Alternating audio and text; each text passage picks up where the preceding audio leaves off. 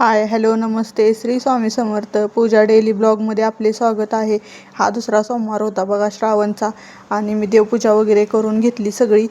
परत महादेवाला तेळ वगैरे वाहायला येत नाही, तांदूळ वगैरे बेल वगैरे, म्हणून मी काय केलं, महादेव ताटात घेतला, बाहेरच महादेवाची पूजा केली पिंडाची आणि बेल वगैरे वाहिला।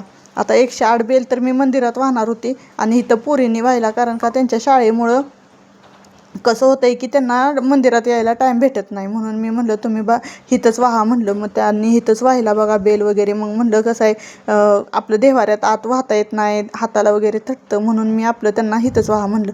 आणि बघा ज्या ताई माझे व्हिडिओ बघत असतील गेल्या वेळेस, त्यांनी मला सांगितलेलं की इबीत 2 बोटं नाही 3 बोटं लावावं।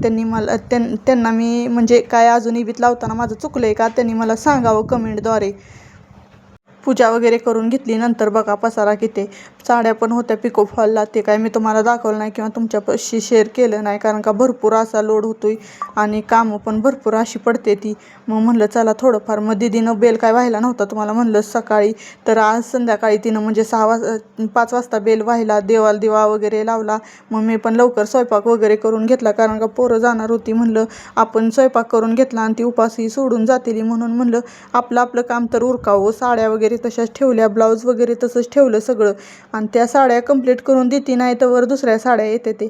मग बघा थोडासा पाऊस पडत होता, उन्हात पाऊस पडत होता, असं झिरझिरच होता, लय मोठा तर नव्हता। मग मी बाहेर गेलती कशाला तरी, मग थोडासा असा व्हिडिओ घेतला, कारण का हो का मोबाईल बघायला सुद्धा टाईम नसतोय आणि त्याच्यात 2-3 दिवस आजारी असल्यामुळे ते सगळा राडा रपाटा म्हणजे सगळं असं काय लयच असं ही झालतं बघा। त्याच्यामुळे म्हणलं थोडासा व्हिडिओ बाहेरनं नुसता असं कॅमेरा नुसता फिरवलाय, बाकी दुसरं काही सुद्धा केलेलं नाही। मग पाऊस पडत होता, म्हणलं थोडंसं तुम्हाला पण दाखवावं आमच्या गावात किती पाऊस आहे असं, कारण का सगळी म्हणतात पाऊस आहे का पाऊस आहे का, पाऊसच नाही आहे बघा, ऊन पडतंय आणि चिखल तर कसलाच होत नाही तुम्हाला सांगायचं म्हणलं तर, असला पाऊस पडतोय आमच्या गावात। आणि आता मला वाटतं ह्या 2 आठवड्यानंतर कालच तेवढी चिटचिट झाली, नाही तर पाऊसच नाही आहे कसलाच।